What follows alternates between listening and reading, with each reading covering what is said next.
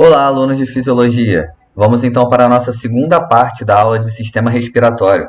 Na primeira parte, nós falamos a divisão anatômica do sistema respiratório, né? Parte condutora, parte respiratória. Falamos como acontece a inspiração e a expiração, os músculos que participam, como o diafragma, que participa da inspiração, a expiração que acontece a partir do relaxamento desse diafragma, os fatores que influenciam na sua ventilação pulmonar, no quanto de ar você vai conseguir trazer para o seu pulmão, né, como a força de contração da musculatura, como a resistência das passagens aéreas, se os brônquios e bronquíolos vão estar dilatados ou constritos, né, com a musculatura contraída, as características físicas do pulmão, se esse pulmão está muito elástico, se ele está pouco elástico, complacente ou com muita elastância. Né, todos esses fatores vão impactar, a presença de surfactante é outro, né, todos esses fatores vão impactar a facilidade que você tem de encher o seu pulmão de ar. Mas até agora não trabalhamos com valores, né? A parte analítica, de fato, de quanto de ar eu consigo colocar para o pulmão, né, a cada respiração. Quantas vezes eu respiro por minuto. Então, existe um teste para medir a nossa capacidade pulmonar, que é a espirometria. Esse teste, você coloca uma espécie de máscara na boca e no nariz, e você vai respirando e tem uma máquina que avalia o quanto de ar está sendo colocado para dentro, o quanto de ar está sendo colocado para fora. Então ele vai medir ali o volume de ar movido a cada ventilação que você faz. Né? Existe a ergoespirometria, que é um teste muito parecido, só que a pessoa está testando a sua capacidade máxima de esforço, tá, de respiração. Então você faz esse mesmo teste com uma máscara, que mede o quanto você está inspirando e o quanto você está expirando de ar, só que você faz ela em cima da esteira. Então você quer medir a sua capacidade em esforço. A espirometria, você fica sentado normal somente com essa máscara, sem fazer o esforço. Então você está medindo a sua respiração basal somente. Então quando a gente quer medir a capacidade pulmonar, a gente tem esse tipo de teste para ser feito. E duas coisas vão ter que ser avaliadas para entender a nossa capacidade pulmonar. Primeiro, a frequência respiratória, quantidade de vezes que fazemos um ciclo respiratório, né, uma ventilação pulmonar. Então, uma pessoa que está em eupneia ou eupneica, ela faz de 12 a 18 ciclos por minuto. Tá? Existem casos em que essa frequência respiratória vai estar menor, ela vai estar apneica, né, ou vai estar maior, vai estar exacerbada. E a gente tem que avaliar também a amplitude respiratória, a capacidade, né, de ar de entrar no seu pulmão, o volume total de ar que entra e sai do pulmão a cada uma dessas ventilações. Existe uma variação aí, que acontece de 500 ml a 5 litros, dependendo da intensidade da respiração. Então, o resultado que sai desse teste de espirometria é algo parecido com esse gráfico aqui. Então, vamos analisar essa curva, né, esse gráfico. A gente tem uma variação da respiração chamada de volume corrente. Esse volume corrente ele fica dentro dessas duas linhas pontilhadas e é referente à respiração, à ventilação, né, normal que a pessoa faz. Então, quando você está num estado calmo, tranquilo, sentado, sem nenhum tipo de esforço sendo realizado, né, sem seu sistema simpático ativo, você faz uma ventilação que traz 500 ml de ar para dentro do seu pulmão e 500 ml de ar para fora quando você expira. E você fica nessa variação, que é uma amplitude confortável, né, para você nutrir o seu corpo com oxigênio. Ok. Se você faz uma inspiração forçada, então você tenta encher o máximo possível o seu peito de ar, você vai jogar essa capacidade lá para cima. Né? Então existe ainda uma reserva de volume inspiratório de 3 litros. Tá? Então, tem mais 3 litros para cima aqui que você é capaz de encher seu pulmão. Isso já diz para a gente que na nossa respiração normal, nem todos os alvéolos estão sendo completamente preenchidos. Então, igualzinho o nosso coração, num estado em que a gente está em repouso, ele não está trabalhando a 100% da sua capacidade. Ele está trabalhando ali a 50%, 60% da sua capacidade. Está numa taxa reduzida, justamente para caso você entre em esforço físico, você tenha como captar o oxigênio necessário para manter a sua musculatura ativa, né? Sua musculatura produzindo energia. Então nós temos um volume de reserva inspiratório, que você consegue colocar para dentro do pulmão, né? E você tem também um volume de reserva expiratório, que é quando você faz a expiração forçada. Então quando você tenta conscientemente esvaziar o seu pulmão completamente. Então, mesmo quando você esvazia ele completamente, perceba que ainda assim esse gráfico, essa linha não vai no zero. Existe ainda um volume residual que nunca sai das suas vias aéreas, nunca sai do pulmão, tá? Então, isso acontece por quê? Porque a gente não quer que os alvéolos colhem um no outro e também porque, se a gente parar para pensar, o ar que entra pela nossa parte condutora, especialmente na traqueia e nos brônquios, a traqueia que tem os anéis de cartilagem que não deixam essa parede fechar, se ele é um tubo fixo, eu vou ter a necessidade de ter a presença de algo ali dentro, de ar ali dentro. Ele nunca vai colar uma parede da traqueia uma na outra e fechar completamente e zerar o ar presente no seu pulmão, tá? Presente nas suas vias aéreas, né? Então você sempre tem um volume residual presente no seu corpo, que você não consegue esvaziar. Se isso daqui esvaziar, quer dizer que você está com um problema pulmonar. Tá ali no caso do pneumotórax, né? Ou você, sei lá, esmagou a sua traqueia de alguma forma. Então existe o volume corrente, nossa respiração normal, e existe a nossa capacidade vital, que é a capacidade total de quando a gente faz uma inspiração forçada e uma expiração forçada. Então todo esse alcance aqui. Então, numa respiração normal, em repouso, a gente está colocando 500 ml de ar para dentro, para fora. Numa respiração utilizando nossa capacidade vital, nossa capacidade máxima, né? A gente está fazendo somatório aqui, 3 litros mais meio litro mais 1 litro e 200, que vai daí 5 litros e pouquinho, não é isso? 5 litros, isso, 5 litros e 200, tá? Então, esses 1.200 aqui a gente não tem como esvaziar de maneira consciente, né? De uma maneira saudável, pelo menos. Então, isso quer dizer para a gente que existe uma área, existe um espaço no nosso corpo onde eu acumulo um volume morto. Então, vamos seguir nesse ciclo aqui de uma ventilação, tá? Então, eu tenho aqui essa bolha representando o pulmão e esse quadradinho aqui representando a parte condutora, né? Então, cavidade nasal, faringe, laringe, traqueia, brônquios, tá? E essa parte também fica cheia de ar quando a gente inspira. Então, se a gente inspirou o ar, a maior parte desse ar foi para o pulmão, foi para a parte respiratória, e um pouco ficou ali presente na parte condutora. Quando a gente coloca esses 500 ml para fora, considerando que a gente está fazendo uma respiração normal, em repouso, o que vai acontecer? Primeiro vão sair os 150 ml que estão na traqueia, que estão na frente, já na passagem. Depois vão sair o restante, os 350 ml, lá do pulmão, da parte onde fez troca de fato. Então, eu tive aqui a expiração, né? Saiu esses 500 ml de ar.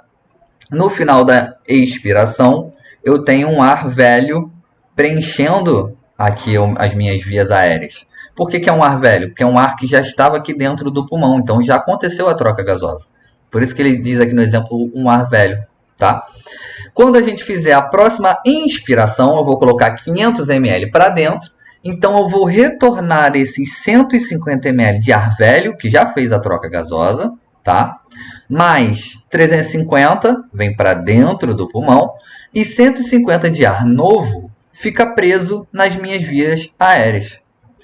Então, existe um espaço por onde o ar passa que ele é um espaço morto, ou seja, que ele não contribui para a troca gasosa. Ele fica preso ali nas minhas vias aéreas, não chega na parte respiratória, não há troca gasosa, então ele não está contribuindo para o aporte de oxigênio para o meu corpo, nem para eliminar o gás carbônico. Então, a gente precisa diferenciar duas coisas: ventilação pulmonar e ventilação alveolar. Então, são dois espaços diferentes, né? A ventilação pulmonar é o quanto de ar você está colocando para dentro do seu corpo. Então, isso inclui a parte condutora, né? Cavidade nasal, faringe, laringe, traqueia, brônquios, até a parte do bronquíolo que não faz troca gasosa. Ou seja, tem um ar que você inspira que fica preso nessa parte e que não vai contribuir para a troca gasosa. Só vai fazer troca gasosa o ar que chega nos alvéolos, na porção final lá do bronquíolo, tá? Então, a gente precisa diferenciar isso. O que é ventilação pulmonar, o que é ventilação alveolar. Só vai contribuir para a troca gasosa ventilação alveolar, que é o ar que chega aos alvéolos, tá? Então, se a gente fizer uma conta para chegar na ventilação pulmonar, que é todo o ar que é inspirado, a gente vai pegar o nosso volume corrente, então os 500 ml que a gente costuma colocar para dentro, para fora do peito, e multiplicar pela frequência respiratória. Então, vamos dizer que essa pessoa está fazendo essa respiração calma, né, em repouso, de 500 ml, e ela faz essa respiração 16 vezes por minuto. Então, 16 vezes 500 ml dá 8 litros por minuto. Beleza. Então, chegamos ao total de ar que entra no pulmão, que entra no meu corpo. Se a gente for calcular, se a gente quiser calcular a quantidade de ar que de fato contribui para a troca gasosa, a gente precisa pegar essa ventilação pulmonar e diminuir pelo volume morto, pelo volume de ar que fica preso nessa parte que não faz troca gasosa. Então, vamos fazer essa conta. A gente tem as mesmas 16 respirações acontecendo, no mesmo volume, né, na mesma amplitude de respiração, de ventilação, do anterior. Então, 16 respirações de 500 ml cada. Isso dá 8 litros. Só que a gente agora vai desconsiderar um volume morto de 150 ml. Então, 500 menos 150 vezes 16 vai dar 5 litros e meio ali aproximadamente, tá? Então, desses 8 litros que a gente respira por minuto, só 5,5 são aproveitados de fato para fazer a troca gasosa. Existe uma perda muito grande aí. E sabendo disso, agora a gente pode avaliar a eficiência de diferentes tipos de respirações, diferentes tipos de ventilações, tá? Então vamos analisar aqui. A normal é a que a gente acabou de fazer a conta. Então a gente pega lá um volume de 500, multiplica por 16, eu tenho 8.000, 8 litros por minuto. Então minha ventilação pulmonar é 8 litros por minuto. Só que se eu fizer a ventilação alveolar, descontar os 150 aqui desse 500, eu chego nos 5 litros e meio por minuto. Beleza. Então vamos comparar diferentes tipos de respiração. Curta e rápida e longa e lenta. Vamos para a respiração curta e rápida. Então a respiração curta e rápida é aquela respiração tipo de cachorrinho, que é um pouco ofegante, né? Fica assim, quando você está meio eufórico. Pode acontecer na crise de ansiedade, tá? No ataque de pânico, por exemplo, ou quando você está numa situação com muita descarga de adrenalina. Isso pode acabar, você pode acabar perdendo assim, um compasso da sua respiração e fazer esse tipo de respiração curta e rápida. Então vamos fazer esse cálculo.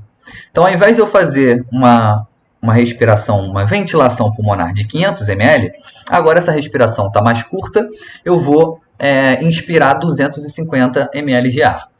Então, 250 vezes 32, porque aumentei a frequência respiratória para compensar, para deixar um equilíbrio.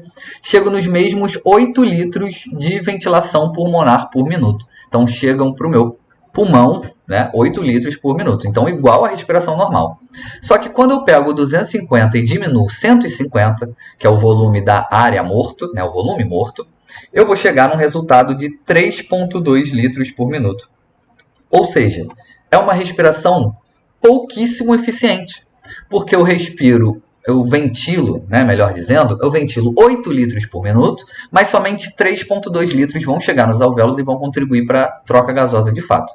Agora, se a gente comparar com uma respiração longa e lenta, um volume alto, uma frequência respiratória mais baixa, então um tipo de respiração que se faz quando você está fazendo uma meditação, né, que você controla bem a sua respiração, tipo de ventilação que se faz quando você está consciente da sua respiração, uma ventilação mais controlada, calma, tranquila, você faz uma respiração mais profunda, né, vai ventilar, vai trazer um volume de 1 litro, em compensação ela é mais lenta, então vamos botar aqui uma frequência respiratória de 8, então 1.000 vezes 8, 8.000,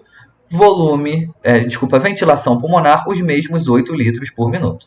Se a gente pegar o 1.000 e diminuir de 150, a gente vai chegar numa ventilação alveolar de 6,8 litros. Então, mais do que o dobro da minha respiração curta e rápida. Então, a respiração mais tranquila, a respiração mais profunda, traz mais ar para os seus alvéolos e permite com que você tenha uma troca gasosa mais eficiente, tá? Isso aqui, inclusive, é uma maneira de você se acalmar, porque essa respiração mais lenta, quando ela traz mais ar para os pulmões, quando você faz mais trocas gasosas, acaba que você acalma um pouco a sua frequência cardíaca também. Ok. Então, isso quer dizer, analisado essas 3 respirações, né? Isso quer dizer que você vai sempre, durante toda a sua vida, fazer respirações longas e lentas, porque ela é mais eficiente? Não necessariamente, tá? Então, vamos olhar aqui para o gráfico do gás carbônico. Quando eu tenho uma ventilação normal, tá? Minha pressão de gás carbônico, ou concentração de gás carbônico, fica ali próximo dos 40. Se eu faço uma hiperventilação, então eu estou respirando mais do que eu preciso, seja mais profundo do que eu preciso ou mais frequente do que eu preciso. De qualquer maneira, estou trazendo mais ar para fazer troca gasosa do que o necessário. Essa pressão de gás carbônico vai caindo, caindo, caindo, caindo, e a de oxigênio vai aumentando, aumentando, aumentando, aumentando.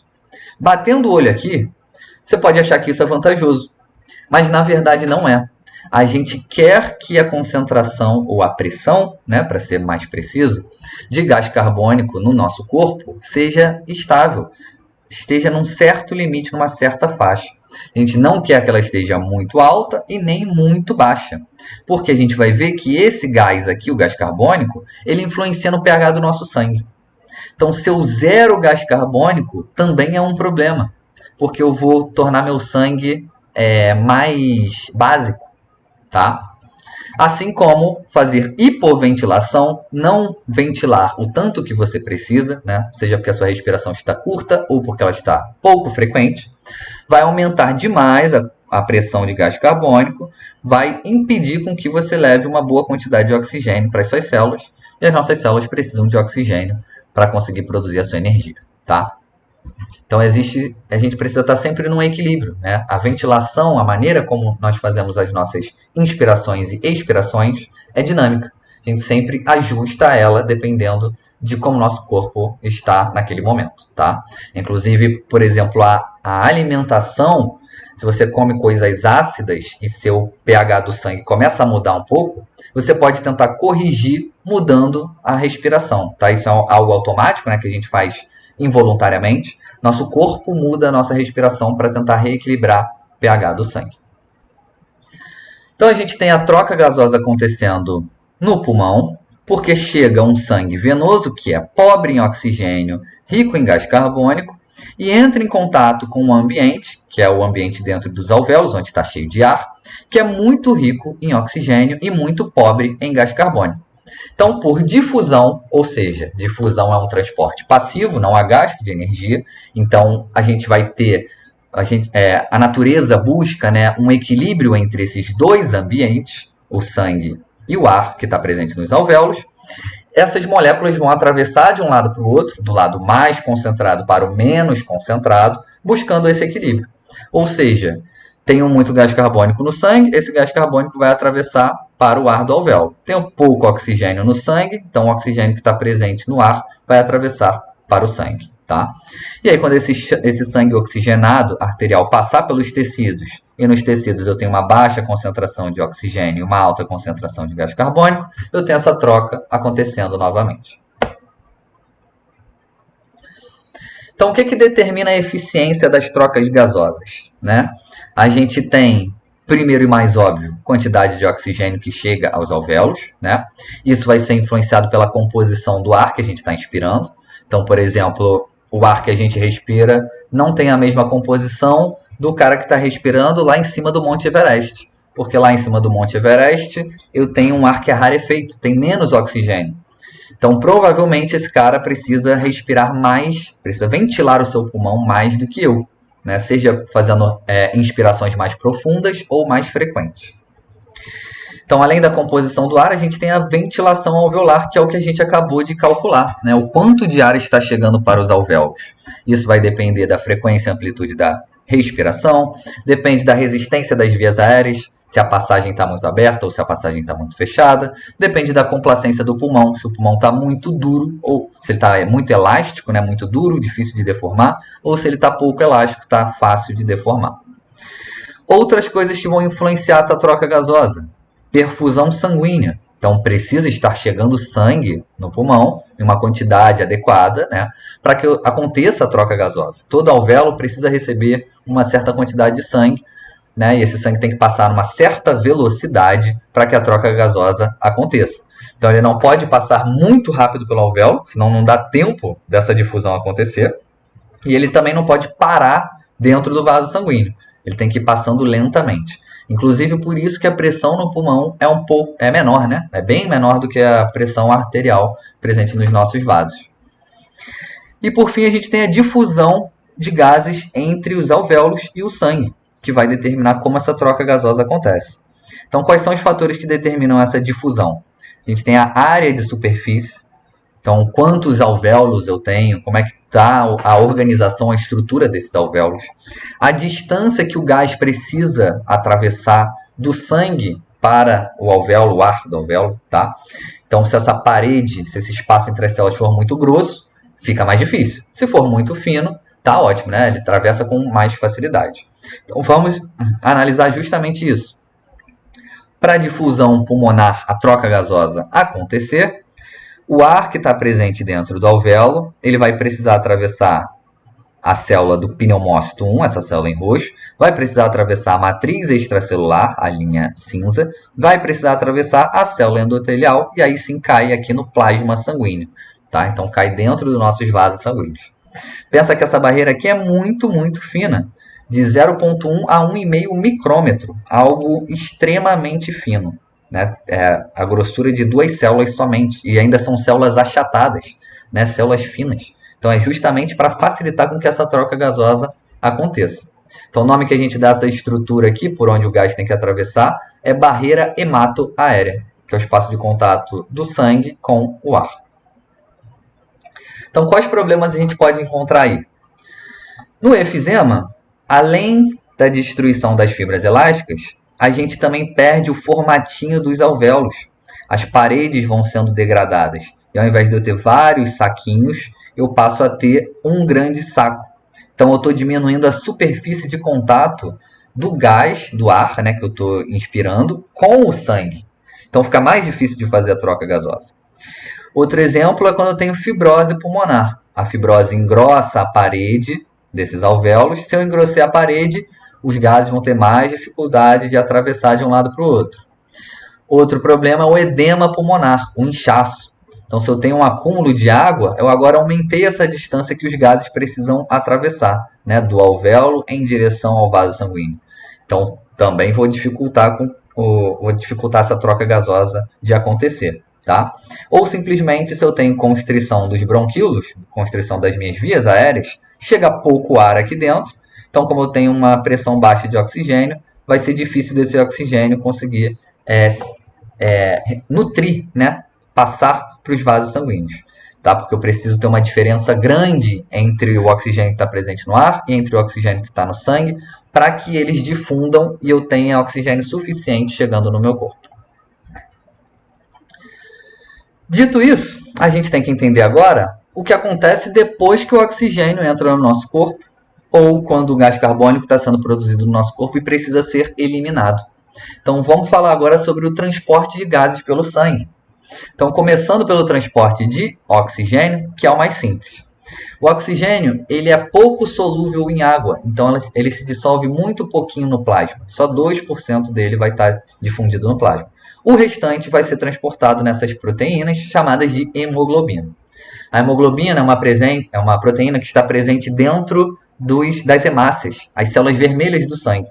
Tá? Então o oxigênio vai sendo transportado dentro das hemácias. Existem alguns fatores que influenciam na afinidade que a hemoglobina tem pelo oxigênio. Por exemplo, a pressão do oxigênio, se está muito alta, está muito baixa, pH, temperatura, o próprio gás carbônico também influencia e outras substâncias químicas. Vamos entender então como que acontece. Eu tenho aqui o pulmão, o alvéolo, né? Em roxinho é o pneumócito do tipo 1, tem um ar aqui dentro. O sangue que está passando por aqui, no vaso sanguíneo pulmonar, ele está pobre em oxigênio. Se ele está pobre em oxigênio e o ar está rico em oxigênio, o oxigênio vai se difundir para esse sangue. E por ele ter mais afinidade com a hemoglobina do que com o plasma, ele entra na hemácia, se liga nessa hemoglobina, que a gente passa a chamar ela de oxihemoglobina, porque ela está carregando esse oxigênio, e vai embora pelo sangue. quando ela passar pelos tecidos que estão pobres em oxigênios e ricos em gás carbônico, né? Então está pobre em oxigênio aqui nas células, rico no sangue, essa hemácia vai liberar o oxigênio e esse oxigênio vai parar lá nas células, vai ser utilizado para a respiração celular, para o processo de produção de energia, produção de ATP. Então o transporte do oxigênio não tem muito mistério, vai ser praticamente todo ali pela hemoglobina, mas agora o transporte do CO2 ele já é um pouquinho diferente, tá? Ele é transportado através da hemoglobina também, só que boa parte dele, a maior parte, vai ser transportada, difundida no plasma, na forma desse íon aqui, que é chamado de bicarbonato, tá? Então, primeiro, vamos estabelecer algumas coisas. O nível de CO2 ele precisa estar controlado. Se o nível de CO2 está muito alto, é problemático. Se o nível de CO2 estiver muito baixo, também é problemático. Se o nível está muito alto, eu vou causar uma acidose sanguínea, eu vou fazer com que o meu sangue fique ácido. Por que isso acontece? Quando eu tenho no sangue CO2 mais água, existe uma enzima dentro da hemácia que transforma esse CO2 mais água em um ácido carbônico.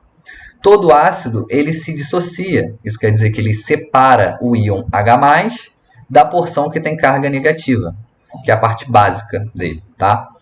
Então, para uma coisa estar ácida, né, quando a gente vai medir uma solução, medir um sangue, que a gente quer saber o pH daquela solução, o pH daquele sangue, o pH daquela coisa, o que a gente está medindo, o pH, significa concentração de íons H+. Então, um pH ácido quer dizer que eu tenho muitos H+ livres. Isso quer dizer ser ácido, conseguir liberar muito H+. Então, vou ter esse carinha aqui somente, tá? H+, assim, separado, não está ligado em ninguém. E quando eu tenho uma solução que está muito básica, quer dizer que eu tenho pouquíssimos H+. Pouquíssimos. E no caso do sangue, isso é problemático, tá? Por que isso é problemático? Mudanças de temperatura e mudanças de pH fazem com que as nossas proteínas elas mudem de forma. Quando uma proteína muda de forma, ela perde a sua função. Então a proteína ela é muito parecida com uma ferramenta. Se tu tem um martelo, ele só funciona porque tem aquela forma ali, tem aquela parte pesada que tu dá a martelada no prego. Se tem a chave de fenda, ela só funciona para parafuso, que é a chave de fenda, porque tem um risquinho lá que você encaixa e gira. Se você mudar a forma, ela deixa de ser útil. Tu não consegue tirar um parafuso de chave de fenda com um martelo, tá? Então, as proteínas elas têm uma forma específica para elas funcionarem, e quando o pH muda, elas perdem essa forma é alterada. Ou seja, elas param de funcionar. Então, isso quer dizer que se a gente perder o controle do pH do nosso sangue, as proteínas do sangue vão parar de funcionar. Consequentemente, a gente não vai conseguir transportar os nutrientes e o oxigênio, né, para todas as outras células do corpo, tá? Então, tanto o nível baixo de pH, que é a alcalose, quer dizer que o sangue está muito baixo, quanto o nível alto de CO2, que vai me gerar uma alta concentração de H+, tá, que é um pH baixo, vai me gerar uma acidose sanguínea, e eu não quero nenhum desses dois. Então, preciso buscar sempre um equilíbrio. Então, como que funciona isso? Essa reação aqui, química, ela tem, se vocês repararem, uma seta dupla. Isso quer dizer que essa reação existe em equilíbrio. Ou seja, eu não tenho todo o CO2 e água virando ácido carbônico. Eu tenho parte que continua como CO2 e água e parte que vira ácido carbônico.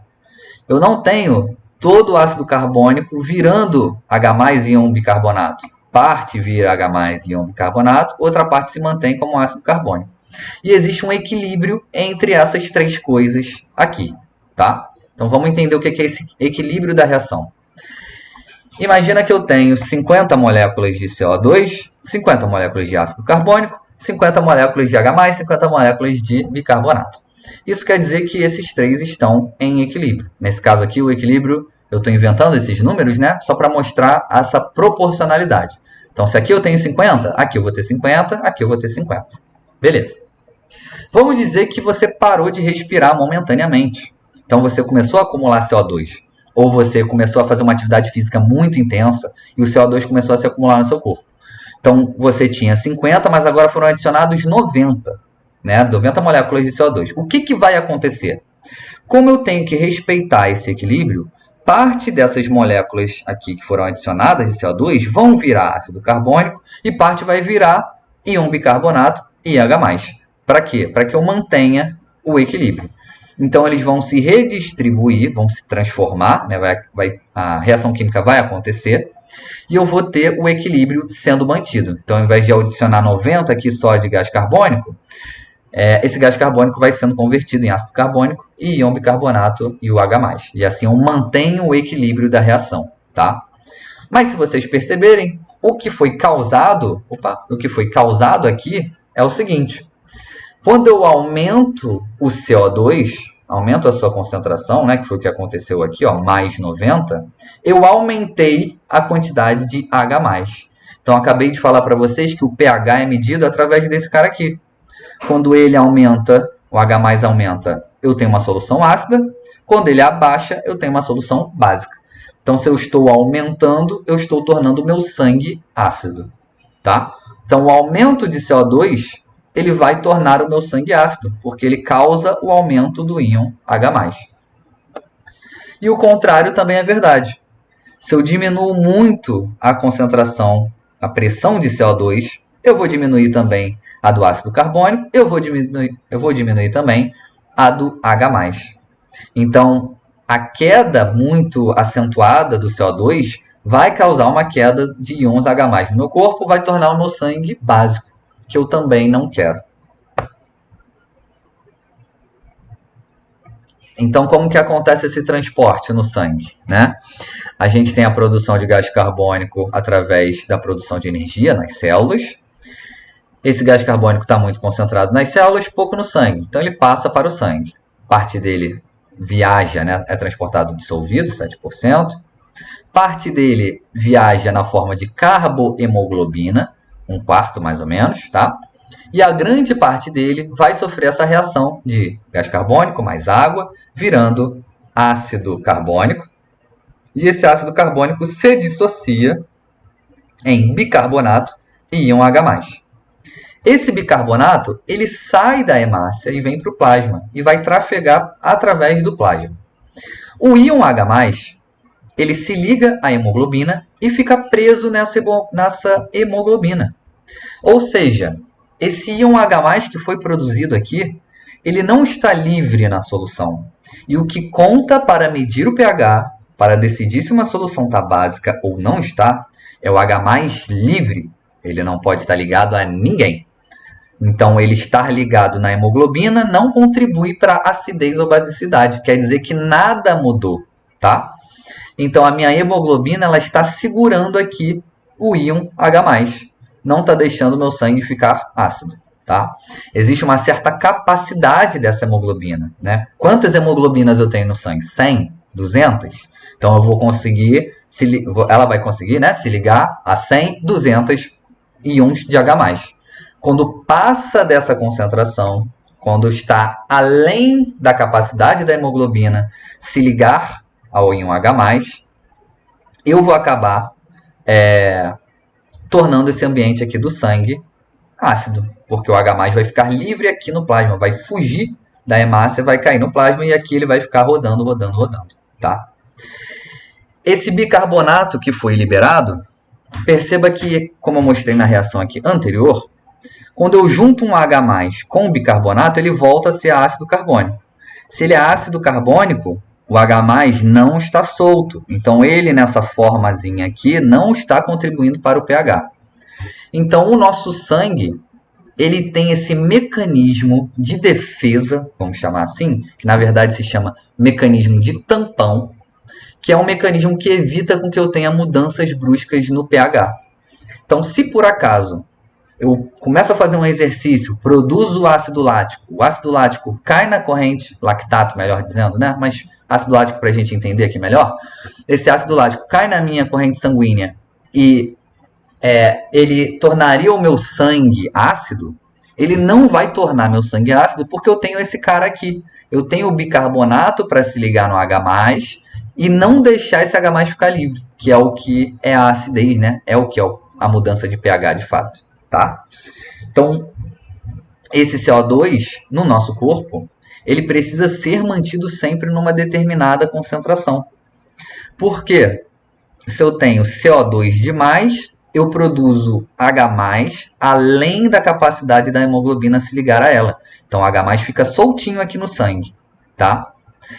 Agora, se eu tenho CO2 de menos, eu produzo pouco desse íon aqui, o íon bicarbonato, que é o íon que vai segurar as mudanças de pH no meu sangue, não vai deixar o sangue se tornar ácido.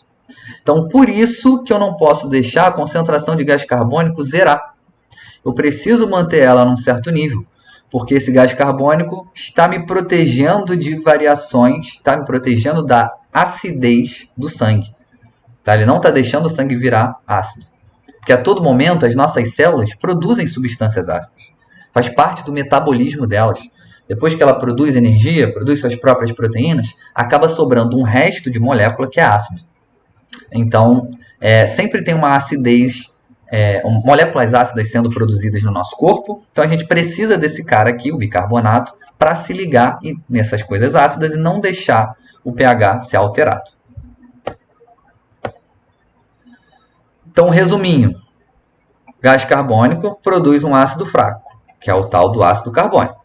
Em concentrações normais, o CO2, ácido carbônico, não torna o sangue ácido, porque a hemoglobina se liga ao H+. Show de bola. A hemoglobina dá conta de segurar esse H+, ele não vai para o plasma, não tem mudança de pH. Beleza. Mas quando a concentração de CO2 produz mais H+ do que a hemoglobina consegue se ligar, esse H+ passa então a ficar livre no sangue. O pH é determinado pela concentração de H+ livre. É o livre que interessa para a gente. O que está preso na hemoglobina não influencia o pH, tá?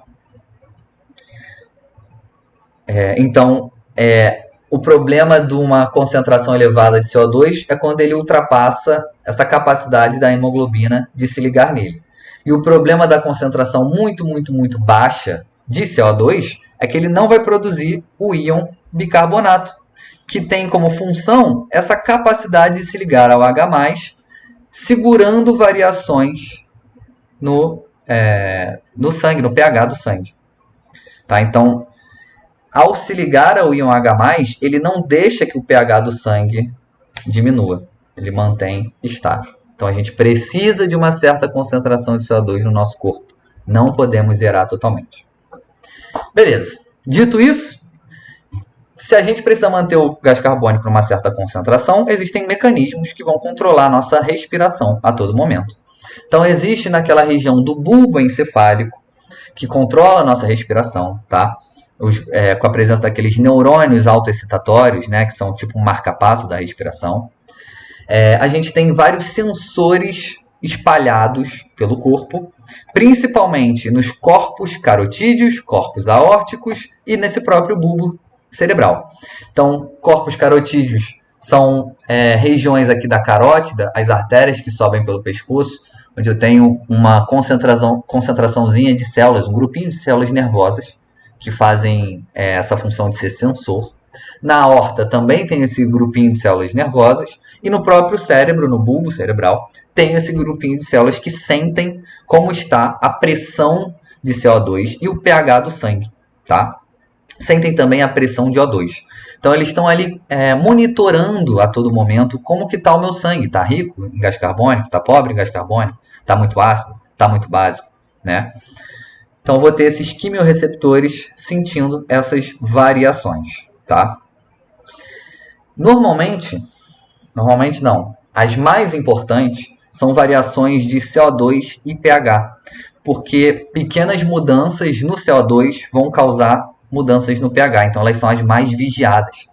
Para você ter uma mudança na sua respiração por conta de falta de oxigênio, essa pressão do oxigênio tem que cair muito para você começar a mudar seu padrão respiratório. Então, o nosso corpo tolera bem ainda a perda, né, de oxigênio sendo captado. Tá? O problema é não conseguir se livrar do CO2. Isso é mais problemático do que, de fato, trazer o oxigênio para dentro. Então, eu tenho uma troca gasosa que está inadequada acontecendo lá no meu alvéolo. Vamos dizer que eu não estou conseguindo me livrar do gás carbônico, né? Então esse sangue que corre para o coração, ele está rico em gás carbônico ainda. Quando ele passar aqui pela aorta ou pela carótida, eu tenho essas células nervosas que vão levar essa informação lá para a região do bulbo cerebral, a base do cérebro. Lá eu tenho as células que vão fazer a interpretação dessa informação, os neurônios, né? E vão gerar uma resposta adequada. Então, se eu tenho um CO2 se acumulando, por exemplo, que vai mudar o pH do meu sangue, ou vai mudar o pH do líquido cérebro-espinal, também conhecido como líquor, eu vou gerar uma resposta lá para a minha musculatura, né? Então, tanto para a musculatura intercostais quanto para o diafragma, para ele trabalhar mais, contrair mais forte, contrair mais frequente, porque a troca gasosa não está adequada. Preciso corrigir. Tudo bem? Então terminamos por aqui. Muito obrigado.